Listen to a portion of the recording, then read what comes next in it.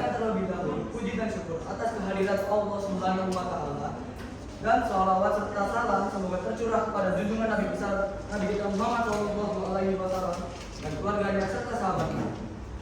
Tak kenal maka tak sayang, maka izinkan saya untuk memperkenalkan diri dan tim debat kali ini.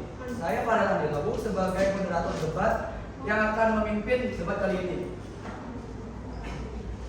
Di sebelah kanan saya terdapat tim pro atau pendukung mosi penggunaan media sosial di kalangan remaja. Untuk tim pro dipersilahkan untuk memperkenalkan dirinya masing-masing kepada umum. Perkenalkan, nama saya Muhammad Taufik dari tim pro terkait penggunaan media sosial pada remaja. Perkenalkan, nama saya Jalan Kabani Arya dari tim afirmasi atau tim pro tentang penggunaan sosial media pada remaja. Perkenalkan, nama saya Tasbih Prawira Jaya. Saya berada di tim pro tentang penggunaan media sosial pada remaja.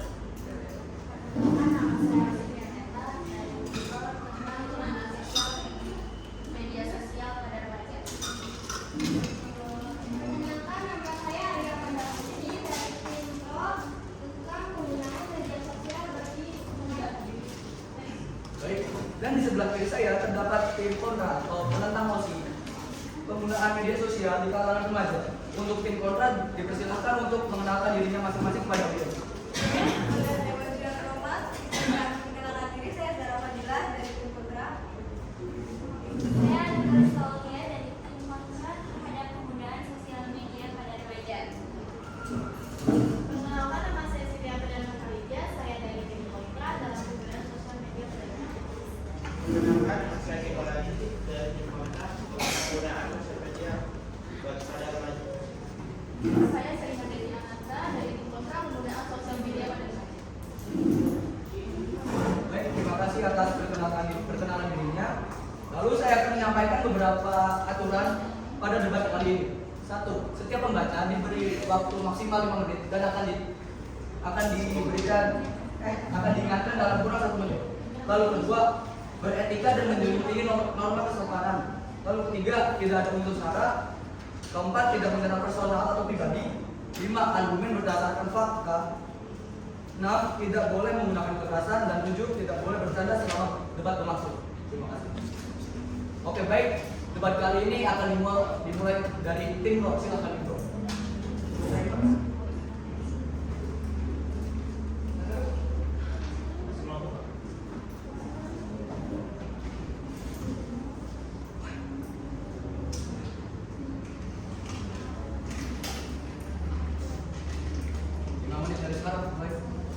Oke, jadi latar belakang dari penggunaan media sosial pada remaja. Jadi, di masa modernisasi yang serba cepat, media sosial tidak dapat dipisahkan dari kehidupan para remaja. Maka dari itu, untuk tetap mengikuti arus modernisasi remaja, sangat perlu untuk menggunakan media sosial dengan beberapa pertimbangan. Bahkan data Kemenkominfo itu menyatakan 80% pengguna internet di Indonesia itu berusia 15-19 tahun atau masa remaja. Baik, apakah ada argumen lain? Maka kami akan lempar ke tim pro. Silakan. Baca. Tapi terkadang media sosial itu digunakan hal yang negatif, kayak yang zaman sekarang tuh banyak kasus cyberbullying. Nah, ini menurut data analisis yang sudah kita cari itu dari UNICEF pada tahun 2022 sudah terdapat 45% atau bisa dibilang lebih dari 2.777 anak di Indonesia menjadi korban cyberbullying. Apakah ada argumen lain dari tim kontra? Baik, saya akan lempar kepada tim pro. Oke, terkait argumen dari Zara tentang cyberbullying, kita tahu pada negara ini ada negara hukum. Pada Undang-Undang Nomor 19 Tahun 2016 Pasal 45 Ayat 3 yang berbunyi, setiap orang yang dengan sengaja dan tanpa hak mendistribusikan atau mentransmisikan atau membuat dapat diakses informasi elektronik atau dokumen elektronik yang memiliki muatan penghinaan atau pencemaran nama baik sebagaimana dimaksud dalam pasal 27 ayat 3 dipidana dengan pidana yang paling lama 4 tahun dan denda paling banyak 750 tahun. Dari argumen saya tadi, di sini tarik kesimpulan bahwa jika memang ada cyberbullying dalam media sosial itu, kita ini memiliki dasar hukum yang bisa membela diri kita pada cyberbullying tersebut dan dapat meminimalisir adanya cyberbullying tersebut. Dan jika saudara-saudari tidak kurang percaya akan terhadap hukum, kita bisa melakukan tindakan lain seperti pemblokiran akun, atau kita melakukan gerakan-gerakan anti cyberbullying untuk membuat media sosial kita menjadi lebih positif. Terima kasih. Apakah ada komentar? Baik, saya akan lempar pada tim kontra sekarang. Tetapi di tengah rasa keingintahuan remaja akan dunia luar yang semakin menjejak dan ditambah lagi dengan kemudahan berselancar di media sosial, remaja dihadapkan dengan hal berbahaya dan rentan untuk terkena cyberbullying, entah sebagai pelaku atau korban dari cyberbullying di sosial media. Berdasarkan penelitian yang dilakukan oleh Maya tahun 2015 pada 6 informan pelajar SMA dan SMA di Kota Malang berusia 15-17 tahun yang menyebutkan salah satu dari 6 informan tersebut adalah sebagai pelaku dari cyberbullying. Ia dibuatkan akun Facebook oleh kakaknya dengan memanipulasi umur. Informan ini melihat postingan-postingan berupa bully dari orang lain dan ia pun melakukan hal yang serupa seperti membuat kalimat-kalimat hujatan dan lainnya yang bersifat negatif. Baik, apakah ada? Oke. Perihal cyberbullying, seperti yang sebelumnya sudah dikatakan dari data teman saya, Indonesia ini adalah negara dengan dasar hukum.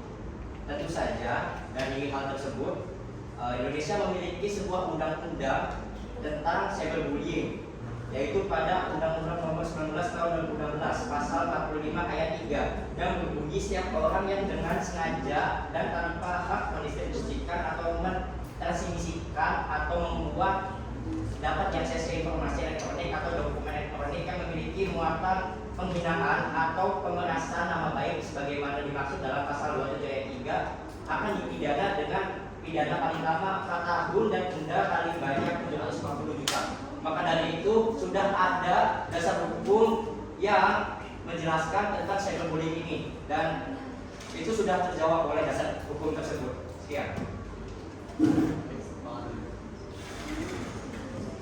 Kontra silakan.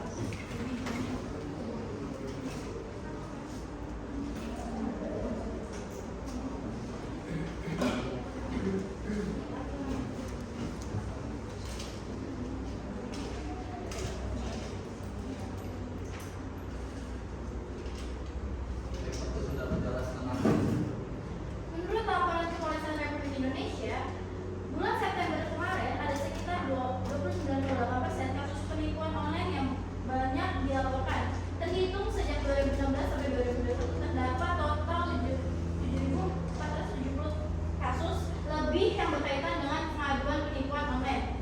Jika dihitung rata-rata ada lebih dari 1.409 kasus yang terkait dengan penipuan online di sekitar tahunnya. Apabila hal ini terus mengalami peningkatan, akan semakin banyak orang yang dirugikan dan fungsi utama dari media sosial sebagai sarana penghubung akan hilang serta ruang privasi yang seharusnya didapat oleh pengguna sudah tidak ada lagi.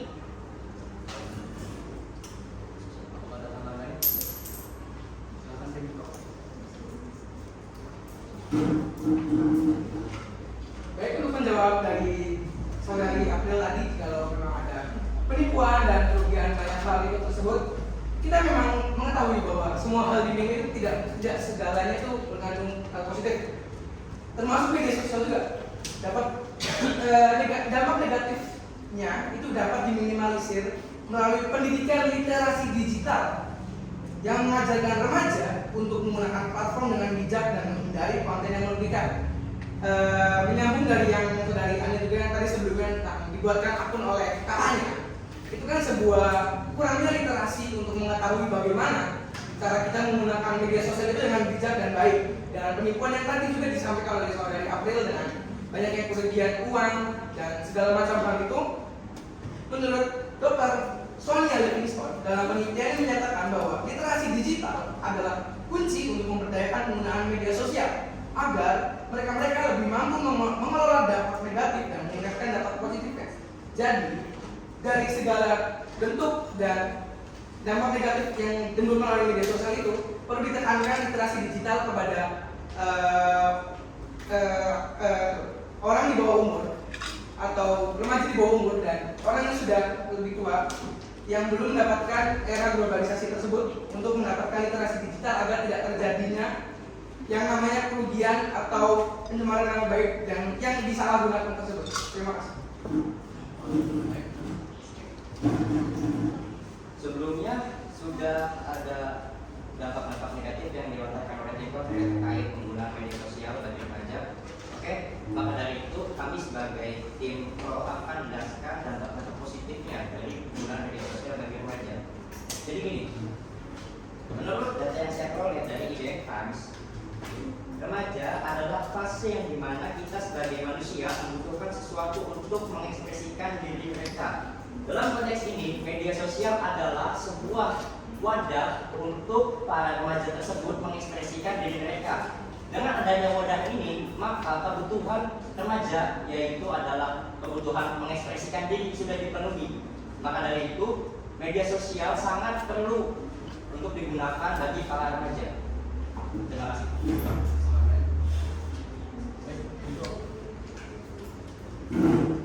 Memang benar apa yang dikatakan saudara Zeda. Secara alami semua orang menyukai media sosial, tapi kita tidak dapat mengabaikan gajah virtual di dalam ruangan. Media sosial tidak selalu positif. Mari kita tidak hanya menjawab pertanyaan mengapa media sosial buruk. Berikut dampak negatifnya menurut metamorfosis.co.id.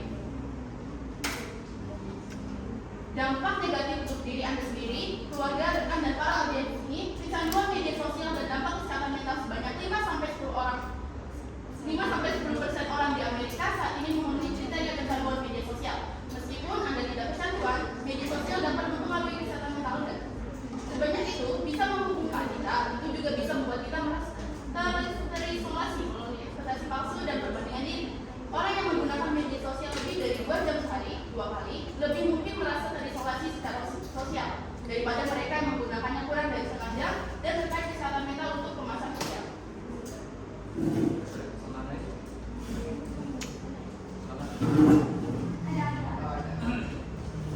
Bahkan menurut mantan eksekutif media sosial sendiri seperti Shepard, mantan presiden Facebook, dan Shepard Palipati, mantan wakil presiden pertumbuhan pengguna Facebook, telah berbicara dampak buruk media sosial terhadap masyarakat. Bahkan menyebutkan bahwa mereka merasa bersalah karena peran mereka dalam pengembangan platform tersebut.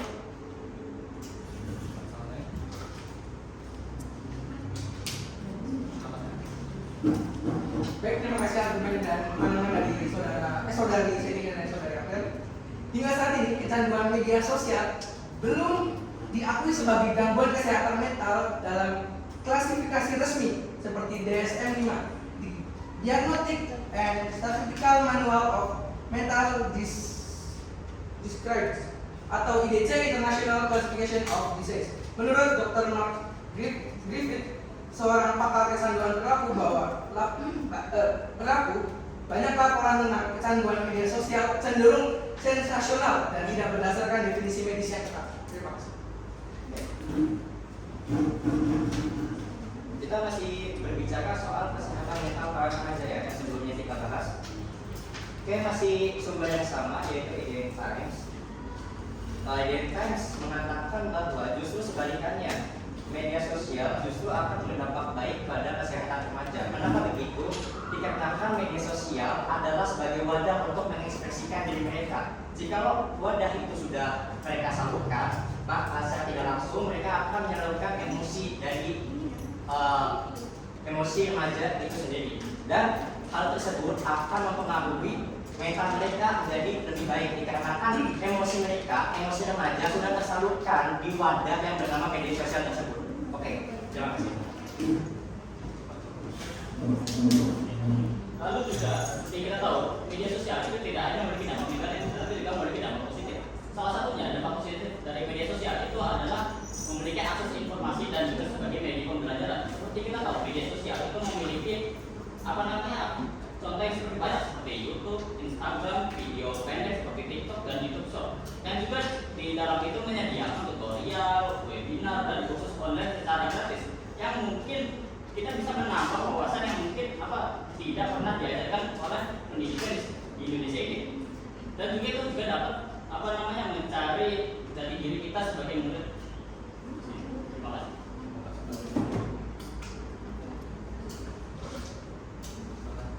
Faktanya, di media sosial remaja juga mengalami perlakuan buruk. Survei Pew Research Center tahun 2018 tentang remaja Amerika Serikat menunjukkan bahwa 1 dari 6 remaja telah mengalami setidaknya 1 dari 6 bentuk perilaku penganiayaan online, mulai dari panggilan nama sebanyak 42%, menyebarkan rumor palsu sebanyak 32%, menerima gambar eksplisit yang tidak diminta sebanyak 25%, dan mendapatkan ancaman fisik sebanyak 16%. Nah, tadi kayak kata saudara, siapa yang tentang pembelajaran? Nah, itu tuh lebih banyak anak yang di bawah umur 4 tahun itu tuh dia memakai handphone. Udah tercatat jadi data 79% itu tuh memainkan media sosial bukan untuk pembelajaran. Ini tercatat dari data APJI, dan sebanyak 79% orang tua itu tidak menerapkan peraturan pengguna media sosial baik untuk waktu yang jangkauan pendek gitu.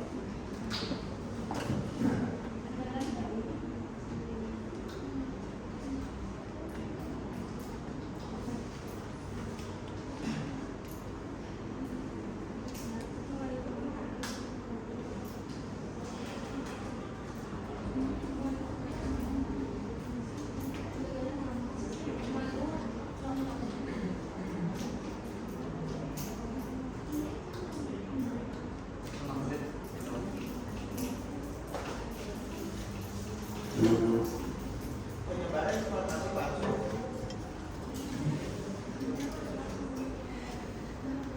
Menurut Konselor menegaskan bahwa informasi palsu menyebar lebih cepat di media sosial karena algoritma memorientasikan konten yang sensasional.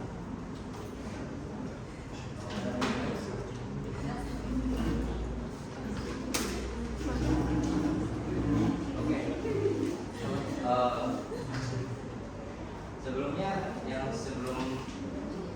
Sebelumnya saudari katakan ada anak 8 tahunnya menyalahgunakan media sosial. Sebenarnya problemnya bukan media sosialnya, tetapi si anak dan si orang tuanya tersebut. Dikarenakan orang tuanya tidak mampu untuk mengawasi anaknya dalam kegiatan mereka di media sosial. Jadi pada konteks ini media sosial bukanlah penyebab dari semuanya, tetapi pola asuh orang tua mereka yang menyebabkan anak tersebut menyalahgunai media sosial tersebut.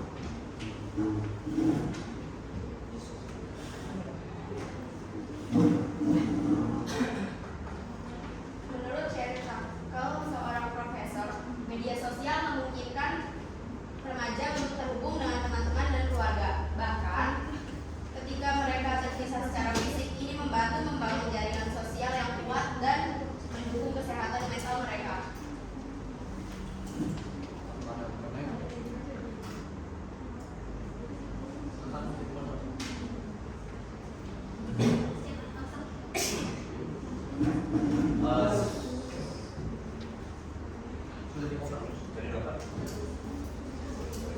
Tadi yang dikatakan oleh saudari Neta kan membantu kesehatan mental remaja ya. Tapi pada dasarnya efek negatif sosial media juga ada terhadap kesehatan mental remaja sangat erat kaitannya dengan kesehatan mental, kayak dengan citra tubuh. Ketika seseorang remaja membandingkan diri mereka dengan foto atau konten orang lain yang ada di media sosial, baik itu temannya ataupun selebriti, mereka mungkin akan merasa rendah diri. Hal ini dapat membuat self-esteem dan citra dirinya menurun. Nah, survei yang dilakukan oleh Common Sense Media menunjukkan bahwa sebanyak 35% remaja di media sosial khawatir akan ditandai dalam foto yang tidak menarik. Sebanyak 27% merasa stres dengan penampilan mereka saat menggunakan foto. Sebanyak 22% merasa tidak percaya diri ketika tidak ada yang mengomentari atau menyukai foto mereka.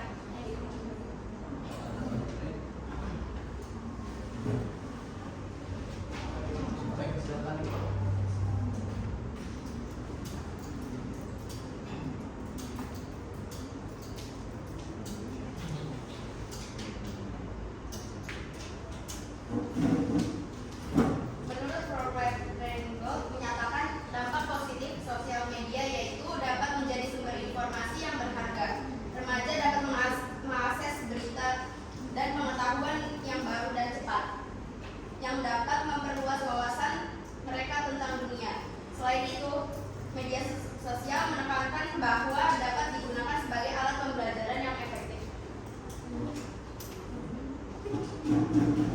Kemudian ingin menjawab pernyataan dari saudari Anaka tentang kesehatan mental remaja, dampak kesehatan mental remaja di sosial media.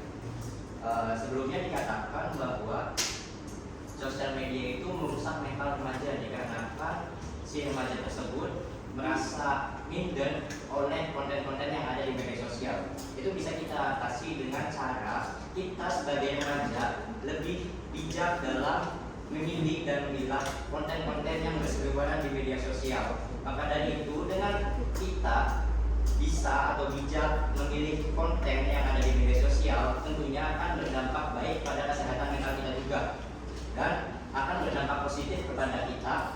Dikarenakan dengan kita menonton sebuah konten yang bermanfaat, tentunya di sana akan ada sebuah konten yang akan bermanfaat bagi kehidupan sehari-hari yang bisa kita aplikasikan di dalam kehidupan. Terima kasih. Apa data yang mendasari argumen Anda? Oke, data yang mendasari argumen saya ada pada frontiersim.co.id. Di data tersebut, di sumber tersebut dibicarakan tentang kepercayaan diri remaja di media sosial. Apakah ada argumen? Jadi menurut sumber yang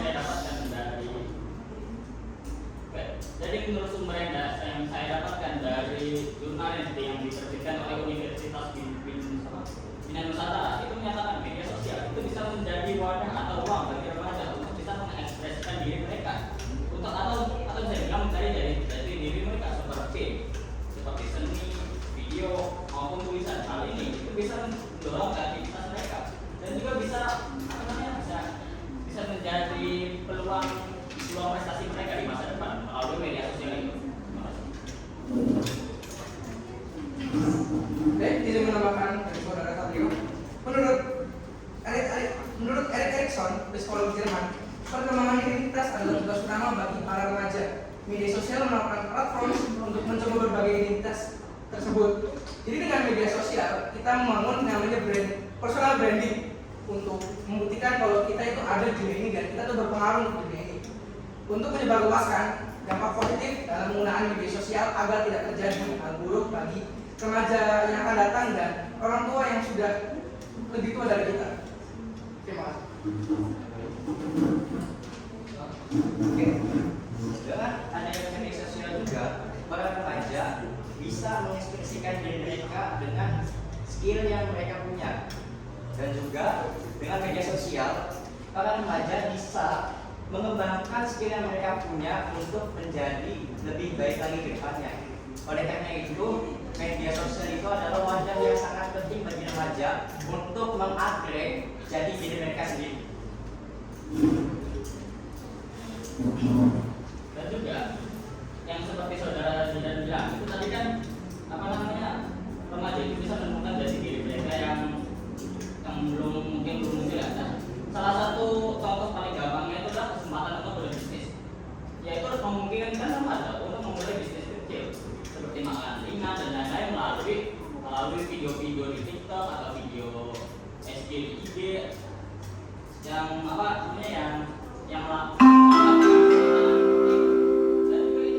Saatnya jam ke-6 dimulai. It's time to begin the 6th lesson. Dari satu Parti University menyatakan bahwa media sosial adalah sarana penting untuk berbagi informasi pendidikan seperti dikatakan oleh Satrio sebagai jual beli juga dan berbagi ide dan kolaborasi dengan proyek dan orang-orang luar untuk memperluas personal branding mereka. Jadi yang dikatakan oleh saudara Hobi tentang personal branding, berarti para remaja kan pasti akan menampilkan identitasnya yang mana mereka menggunakan media sosial sebagai tempat mempertontonkan hartanya, terus memposting hal-hal pribadi. Nah, ini akan mengalami, si remaja ini akan mengalami krisis identitas, kurangnya privasi, yang mana para orang lain akan secara mudah untuk mengakses informasi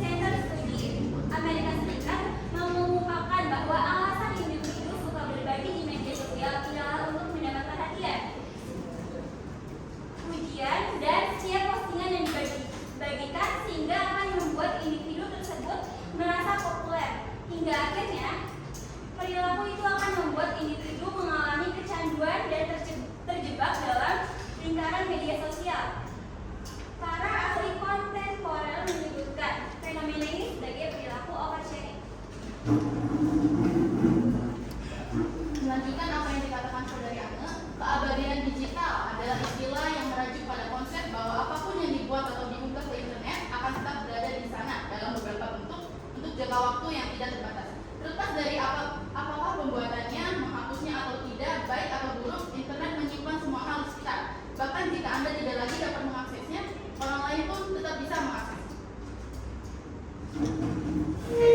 Sebelumnya saya akan terangkan media sosial itu.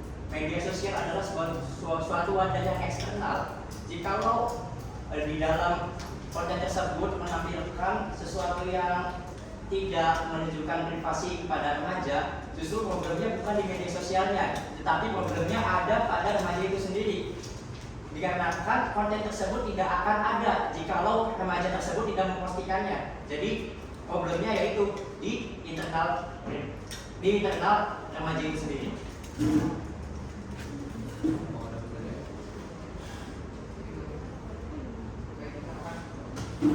Baik, menambahkan soal keamanan dari saudari Anet yang bilang tadi, jika lo akan posting bahkan adanya gampang diakses. Jadi sebelumnya saya sudah menjelaskan pada literasi digital. Di literasi digital juga mengandung yang namanya bagaimana cara kita mengamankan suatu akun dan bagaimana cara kita mengelola akun, etika dasar akun, supaya diri kita tuh tetap melindungi dampak positif.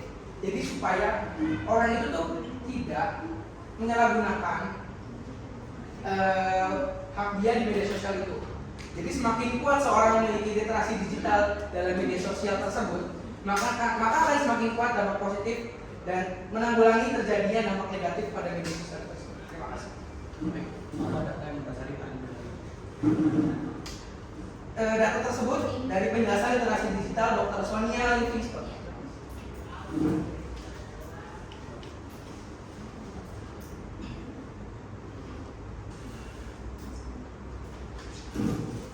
Perbedaan dalam media sosial itu banyak mulai dari akses lainnya. Menurut Pandit, media sosial memperparah ketidaksetaraan karena akses dan kemampuan penggunaan tidak merata di berbagai lapisan masyarakat. Dan bisa menyebabkan konflik di media sosial sudah banyak sekali. Salah satunya hatred atau kebencian terhadap diri kita. Jem menekankan bahwa media sosial memberikan ruang bagi ujaran kebencian yang sulit dikendalikan yang dapat memicu konflik. Dan media sosial juga, dalam media sosial juga privasi sangat penting di media sosial karena apabila tersebar bisa disalahgunakan oleh orang lain. Sampai menyoroti bahwa banyak penggunaan tidak menyadari bahwa data pribadi dari mereka dikumpulkan dan digunakan oleh pihak ketiga dan bisa berdampak pada keamanan dan privasi.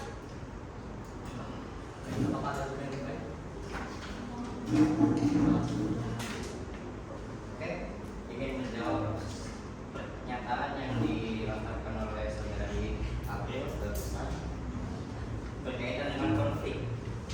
Sebenarnya konflik ini yang jadi masalahnya sekali lagi bukan di media sosialnya, tapi latar belakang dari konflik tersebut. Media sosial di sini adalah alat bantu untuk menyalurkan sebuah informasi, bukan sebagai bahan untuk menggoreng sebuah informasi tersebut dan akan menjadikan konflik. Ada datanya dari yang sebelumnya saya sampaikan pada kontensi.co.id.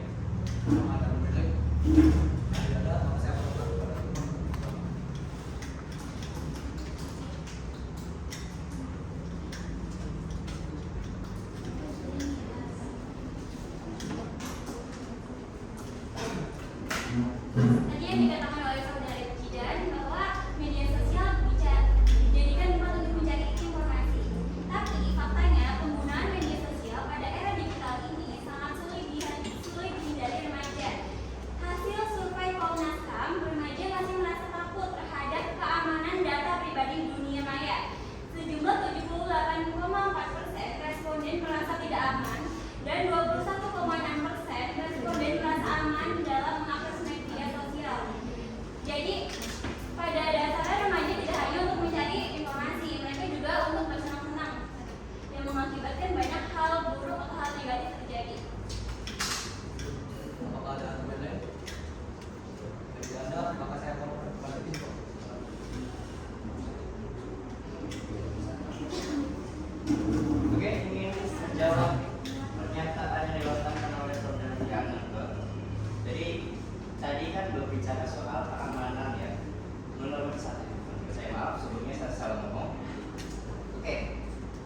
Di dalam media sosial ini tersedia sebuah fitur yang namanya privasi, atau kita bisa memilih siapa saja yang bisa mengakses data profil kita. Maka dari itu sebenarnya bukan salah media sosialnya jika data-data pribadi Anda itu tersebar, tapi dengan si oknum ini yang kurangnya literasi untuk menjaga data-data pribadi, maka dari itu muncullah sebuah peluang data-data pribadi oknum tersebut untuk tersebar. Terima kasih.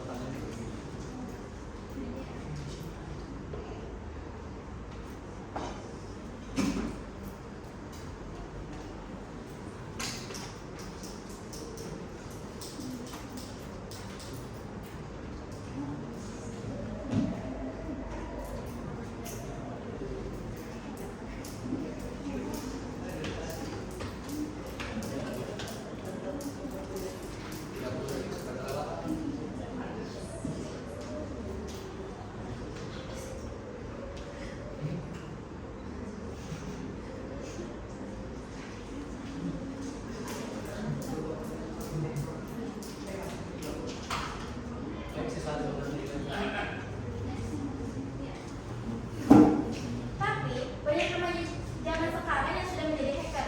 Ini juga anak remaja mencari informasi bagaimana menghacker orang. Menurut Edward Snowden, media sosial dianggap berisiko tinggi terhadap privasi dan keamanan data pribadi. Informasi penggunaan seringkali disalahgunakan untuk tujuan komersial dan politik. Edward Snowden sering memperingati resiko privasi terkait dengan perusahaan teknologi besar. Hadirin harap tenang untuk masing-masing. Apakah ada boleh?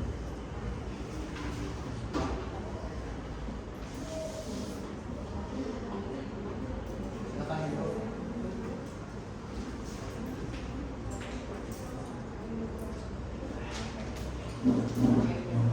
Jadi apa namanya? Anda itu dari tadi membahas tentang konflik yang ada pada diri Anda sendiri ya. Sebenarnya media sosial itu tuh sama aja seperti bisa bermata dua, yaitu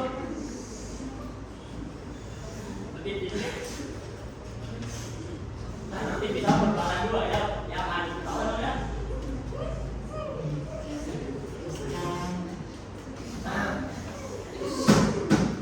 Seperti bisa bermata dua ya, itu media sosial itu hanya sebagai wadah untuk yang namanya apa sih? Untuk wadah menyalurkan bakat dan minat para remaja itu sendiri. Nah, kalau untuk masalah hacker atau mungkin apa namanya dibuka oleh orang lain dan seperti itu kan apa namanya itu tergantung dari individunya masing-masing gitu. Jadi tidak ada namanya sangkut pautnya dalam media sosial itu sendiri.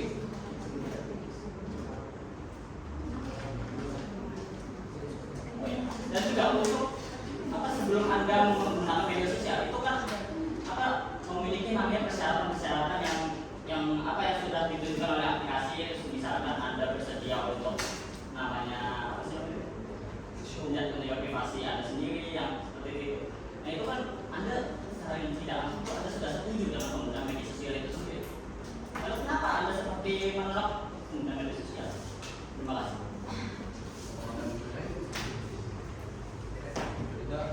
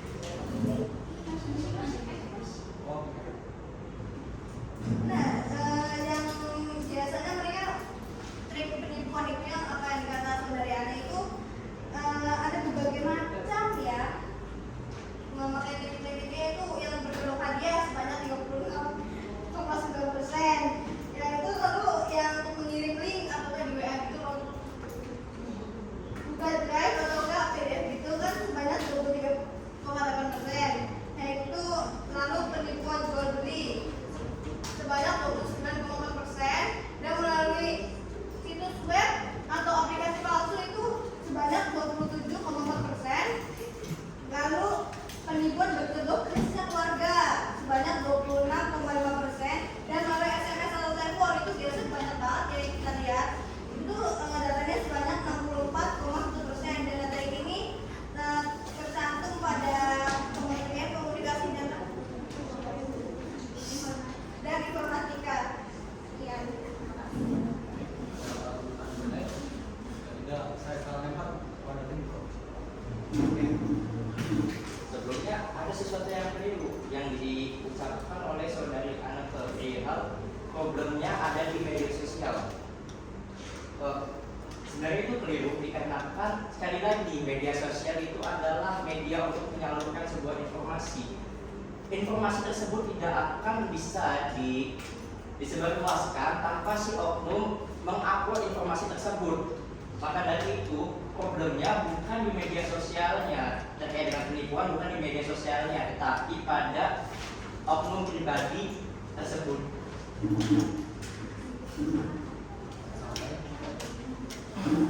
Bisa menambahkan dari argumen saya soal penipuan-penipuan sedari tadi Anda bahas. Jadi jika kita hanya melihat pada suatu hal yang buruk, sedangkan itu hal yang buruk itu hanya menuju pada suatu individu atau kelalaian individu dalam menggunakan media sosial itu, apakah media sosial itu yang harus ditutup? Apakah semuanya harus disalahkan pada media sosial? Karena ada keterlibatan antara media sosial dengan individu tersebut. Dan jika kita membuka mata kita lebih lebar lagi, media sosial juga membantu kita para remaja untuk mengetahui kesadaran isu-isu global yang sedang terjadi. Kita ambil contoh peduli Palestina. Menurut Dr. Dana Boyd, seorang peneliti media sosial, menyebutkan bahwa media sosial memainkan peran penting dalam membangun kesadaran serta membangun kesadaran sosial dan memotivasi remaja untuk bertindak. Bagaimana jika remaja-remaja tidak mengetahui hal apa yang terjadi pada dunia, sedangkan dunia itu berjalan jauh. Sedangkan media adalah salah satu platform untuk berkomunikasi agar jarak yang ada di antara benua atau negara tersebut dapat terpatahkan dan menjadi kita mengetahui apa yang terjadi pada dunia. Jadi kita lebih peduli lagi dengan dunia. Baik, saya akan lakukan pada tim.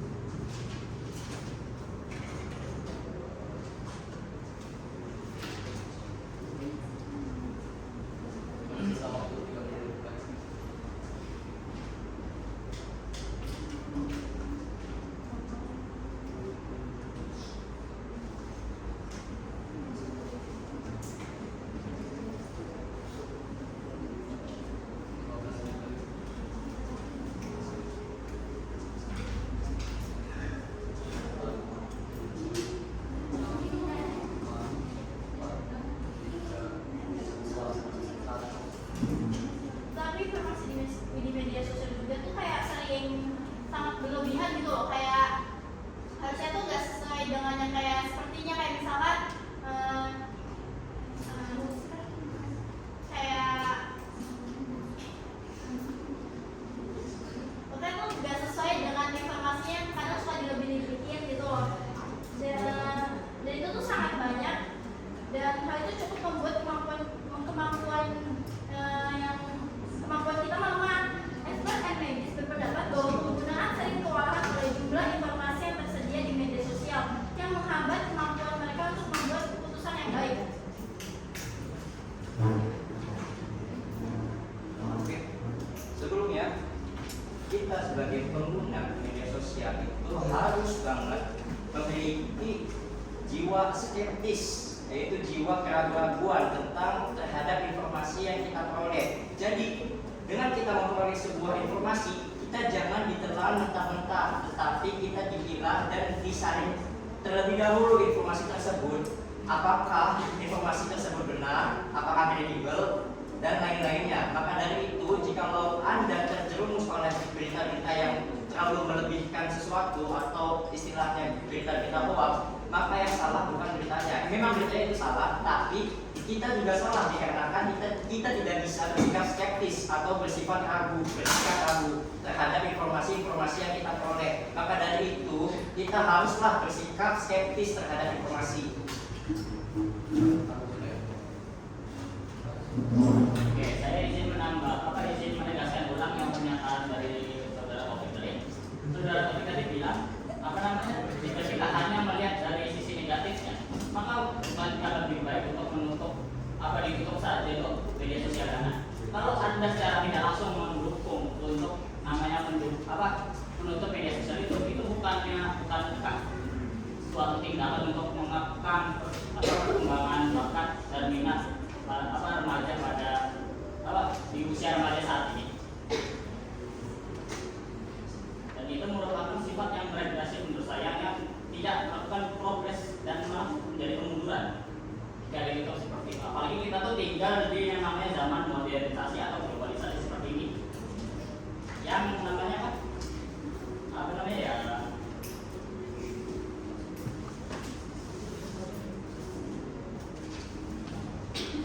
dan menurut Dr. Michelle Wilson dari Cornell University menyatakan bahwa media sosial adalah sarana penting untuk berbagi informasi pendidikan, berbagi ide dan kolaborasi proyek.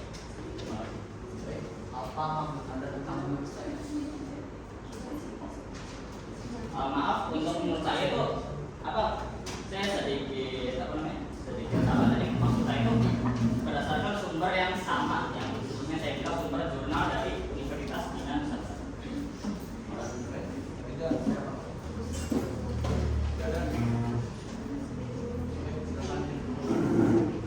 Penolakan penggunaan media sosial tidak berarti melarang sepenuhnya, saudara, melainkan mendorong remaja untuk menghabiskan kebiasaan yang lebih sehat, olahraga, membaca, dan interaksi langsung dengan keluarga atau teman. Hal ini dapat juga menjadikan faktor penyebab kesepian dan perbandingan yang tidak sehat. Media sosial, terutama pada platform yang mungkin berbagi foto dan dokumentasi pengalaman hidup seseorang, cenderung menjadi tempat untuk momen-momen penting dan berhasil daripada berbagi kehidupan sehari-hari. Melihat unggahan orang lain berulang kali yang menggambarkan kehidupan mereka sebagai lambang kebahagiaan dan kepuasan bisa melatan, terutama jika Anda menghabiskan waktu berjam-jam menelusuri Instagram atau Facebook. Faktanya, penelitian menunjukkan bahwa penggunaan banyak platform media sosial ini dapat meningkatkan perasaan kesepian atau tidak mampu.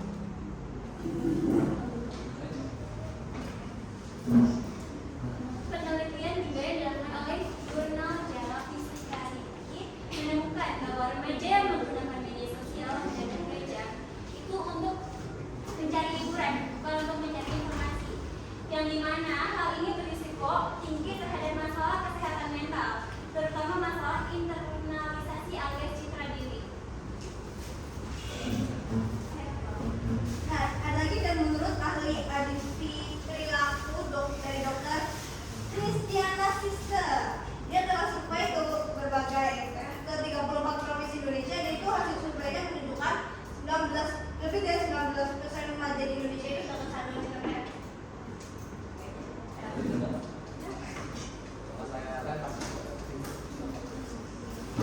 Baik, saya membantah statement tadi soal kesepian.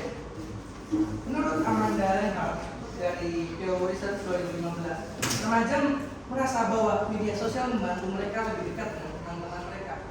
Dan jika kita melihat, semisal kita itu memiliki sifat yang introvert dan tertutup terhadap orang lain, dan jikalau perilaku orang lain pada sosial kita membuat diri kita semakin tertekan, terbuli di dunia nyatanya, mereka itu menemukan tempat yang lebih nyaman di media sosial dengan sosok mereka yang berbeda. Banyak yang kita lihat seperti di media-media sosial, banyak yang menggunakan akun, itu kan banyak kan? Itu kan belum tentu di media sosial dan di dunia nyata itu berbeda. Dengan dunia yang sama. Jadi dengan adanya media sosial sendiri, buat kita menjadi lebih menjamah dunia baru. Jika memang dunia yang kita hidupi di dunia nyata ini tidaklah nyaman untuk kita. Jadi media sosial adalah wadah untuk tempat kita mencari rumah baru. Selanjutnya untuk pembahasan argumen Zahra, media sosial sendiri tidak membuat orang kecanduan. Faktor individu seperti kepribadian, kebiasaan, atau masalah kesehatan mental yang lagi berperan. Menurut Dr. Natasha Skov, New York University menyebut bahwa teknologi hanya menjadi katalis, bukan penyebab utama perilaku adiktif. Kecenderungan individu adalah faktor utama yang membuat seorang lebih rentan terhadap pola penggunaan yang berlebihan. Jadi bagaimana individu itu bertindak menggunakan media sosial tersebut adalah banyak faktor yang mempengaruhi, bukan media sosial sebagai wadahnya. Terima kasih.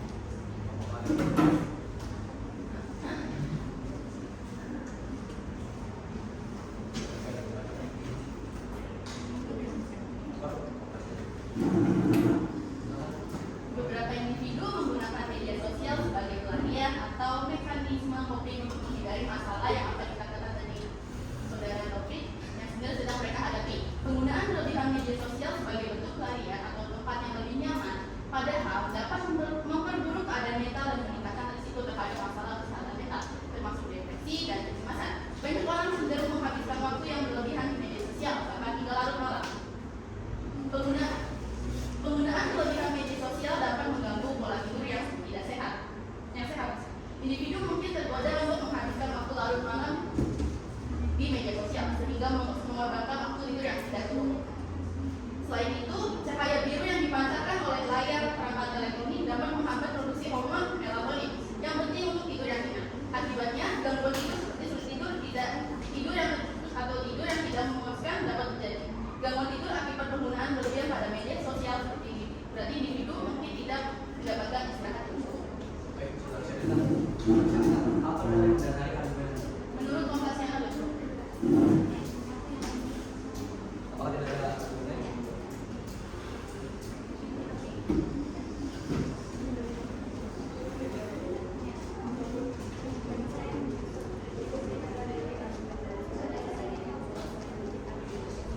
Saya melanjuti argumen dari saudara saya. Alias sosial merujuk pada kondisi di mana individu atau kelompok merasa asing atau terpisah dari lingkungan sosial tempat mereka tinggal.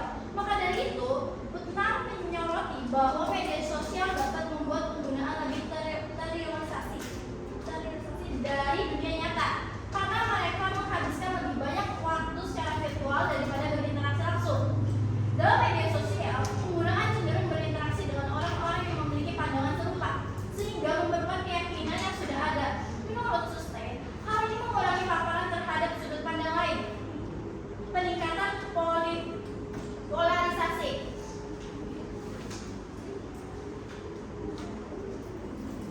Dan juga ada dampak negatif penggunaan media sosial yang bisa merusak jam tidur dikarenakan kecanduan dan bisa mengganggu tidur dikarenakan cahaya radiasinya.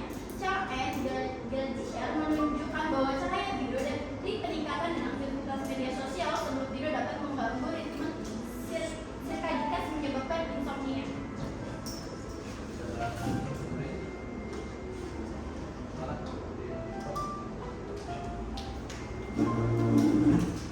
Jika kita bicara pada sisi kecanduan media sosial bagi remaja, tentu saja balik lagi kepada media sosial ini adalah wadah bagi para remaja untuk mengekspresikan diri. Kemudian untuk masalah isolasi pada remaja, kita perlu ingatkan bahwa kita hidup di dunia realitas, bukan di dunia media sosial. Maka dari itu media sosial ini adalah sebagai wadah untuk mengekspresikan diri mereka di media sosial, bukan di dunia nyata. Sebelumnya saya ingin menjawab pernyataan yang dari Serina yang sebelumnya diucapkan itu menurut data-data yang saya peroleh itu adalah sebuah ambiguitas. Jadi sebelumnya Serina mengatakan bahwa media sosial ada. Mereka tidak menolak media sosial, tapi menerima media sosial dengan dalil-dalil tertentu. Secara tidak langsung, kelompok kontra ini berarti menerima media sosial yang dimana media sosial itu adalah sebuah kelompok dari kelompok kami. Tibalah kita di penghujung acara itu kesimpulan. Masing-masing dari tim pro dan kontra silakan untuk memaparkan kesimpulannya masing-masing. Kesimpulan dari kelas ini, penggunaan media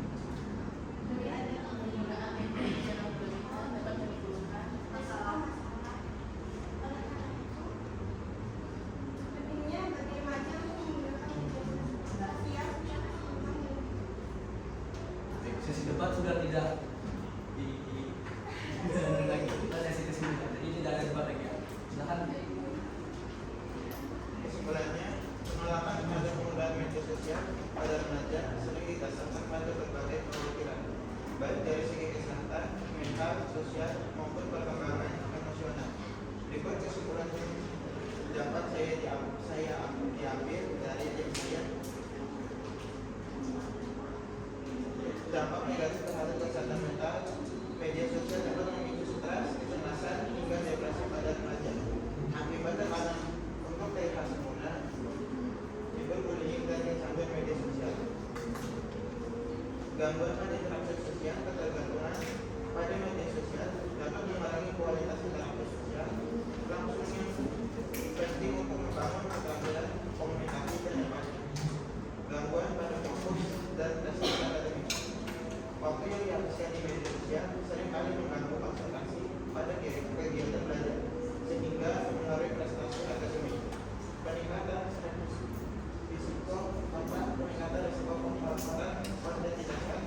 Remaja berisiko terpapar konten yang tidak pantas, seperti kekerasan, pornografi, atau berita palsu, yang dapat mempengaruhi perkembangan moral dan emosional mereka. Keseimbangan dan alternatif.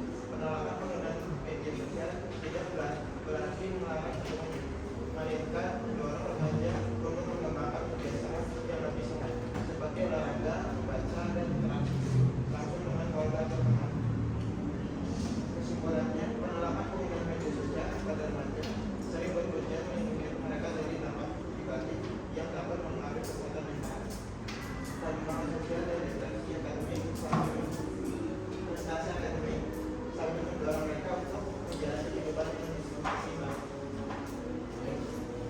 Dalam perjalanan kali ini, kita menjelajahi lautan ide perbedaan yang sangat banyak. Semoga kita semua menemukan pulau kebenaran yang sama, meski dari arah yang berbeda. Mari kita rangkul perbedaan sebagai kekuatan, bukan sebagai pemisah. Baik, terima kasih untuk tim Pro dan Kontra atas pertemuan kali ini. Saya akhiri. Wassalamualaikum warahmatullahi wabarakatuh.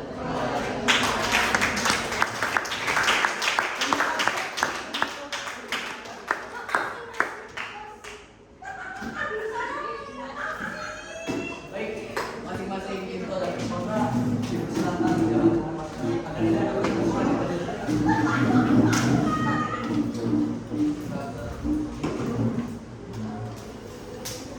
Pak Papip.